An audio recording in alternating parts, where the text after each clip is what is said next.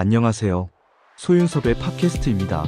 정말로 말하고 싶고 말할 수 없는 이야기들의 2부를 시작하겠습니다.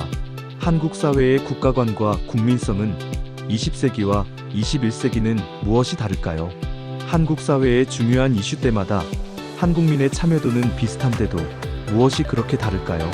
20세기의 한국민들은 한국 사회의 중요한 이슈 때마다 참여를 하였지만 자신들의 주변에서도 부정부패와 반칙, 그리고 졸부와 갑질의 행패를 근절시키고 있었다면 21세기의 한국민들은 한국 사회의 중요한 이슈 때마다 참여는 하였지만 자신들의 주변에서는 부정부패와 반칙, 그리고 졸부와 갑질의 행패는 어쩔 수 없다고 하거나 모른 척하는 상황으로 전혀 다릅니다. 그래서 21세기의 한국 사회는 자신들의 주변에서 억울함을 당하고 말조차 할 수 없는 상황들이 많아졌기에 한국 사회의 중요한 이슈 때마다 어느 쪽이 옳고 그릇된 것과 상관없이 보호받는 집회 장소에서 한국 사회에다가 울분을 토로하는 한국민들도 작지는 않다고 생각하지요. 또한 4차원 생활의 카르텔과 4IB 종교단체의 사람들이 어느 쪽이 옳고 그릇된 것과 상관없이 자신들의 이권을 위하여 참여하기도 합니다. 반면에 보호받지 못하는 자신들의 주변에서는 울분을 토로하지 못하고 속으로 사귀면서 분노조절 이상과 무기력증이 생겨났습니다. 21세기의 오늘날은 한국민의 삶 속에서 분노조절 이상과 무기력증은 팽배합니다. 4차원 생활의 부조리와 해코지의 상황조차도 어쩔 수 없다는 사회 분위기로 한국민을 분노조절 이상과 무기력증에 빠져들게 만들었지요. 오늘날의 사회정의는 20세기의 군사정부의 시절보다도 못하다는 것입니다. 20세기의 군사정부는 4차원 생활의 일탈이 없었기 때문에 그렇다고 말하고 싶다면 4차원 생활의 위험을 그렇게 비교할 수 있으면서도 방임하게 되었던 것은 무엇 때문입니까? 4차원 생활의 일탈이 없었기 때문에 20세기의 한국 사회는 오늘날보다도 좋았다는 것을 간접적으로 인정하는 것과 같지 않습니까? 아무튼 4차원 생활의 일탈에서도 한국 사회의 사회정의는 가정, 학교, 직장 등을 지켜주지 못하고 있었습니다. 4차원 생활의 일탈을 함께 논의하거나 조사하지 못하였기 때문이지요. 4차원 생활의 부조리와 해코지에 피해를 당하는 사람들의 고통은 극에 달하면서 분노조절 이상은 넘쳐나게 만들었고 4차원 생활과 연관되는 불법과 갑질을 처벌할 수 없다는 사회 분위기가 무기력증에 빠져들게 만들었지요. 여러분의 주변은 20세기보다도 좋다고 생각하십니까? 정치를 제외하는 서민의 일상적인 삶으로 평가해 보십시오. 20세기를 살아본 사람들은 오늘날의 사회가 형편없다고 생각할 것이고 20세기를 살아보지 못한 사람들은 비교할 수 없을 겁니다. 어쨌든 4차원 생활의 일탈은 이런 환경조차도 비교할 수 없게 만들었지요. 4차원 생활의 잘못을 지적하면 나와 너의 잘못을 말하면서 입막음을 하는 세상이 되었기 때문입니다. 인간이라면 누구나 잘못을 가지고 살아가는데도 4차원 생활의 일탈은 그 잘못을 가지고 한국 사회의 사회정의를 가로막는 덫으로 사용하게 만들었지요. 4차원 생활의 부조리와 해코지를 덮어놓는 덫으로 이용하고 있습니다.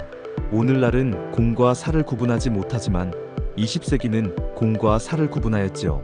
4차원 생활의 진보와 보수의 카르텔과 4IB 종교단체의 공적인 잘못들을 바로잡아야 한다고 말하면 당신의 사적인 잘못부터 바로잡고 나서 말하라고 하거나 일가 친척을 바로잡고서 말하라는 세상을 살아갑니다. 카르텔과 종교단체는 사적인 공간이 아닙니다. 가정의 환경처럼 사적인 공간은 아니지요. 카르텔과 종교단체는 타인으로 구성된 공간이기에 사적인 공간하고는 다릅니다.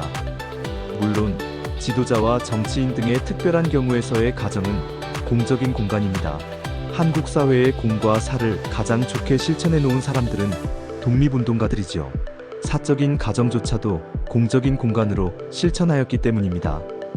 카르텔이든 4IB 종교단체이든 가정이든 독립운동가들의 공과 사를 계승할 수 있다면 더할 나위 없는 한국 사회를 조성할 수 있을 것입니다. 국가적이고 사회적인 문제에서는 공과 사가 분명히 존재합니다. 하지만 오늘날은 4차원 생활의 일탈로 인하여 모든 것이 변질되었지요.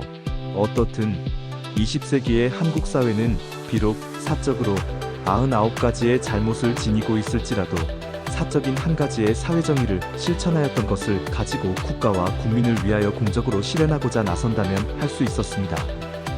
반면에 21세기의 한국 사회는 고작 사적인 한 가지의 잘못을 지니고 있을지라도 사적인 한 가지의 사회정의를 실천하였던 것을 가지고 국가와 국민을 위하여 공적으로 실현하고자 나선다면 할 수 없습니다.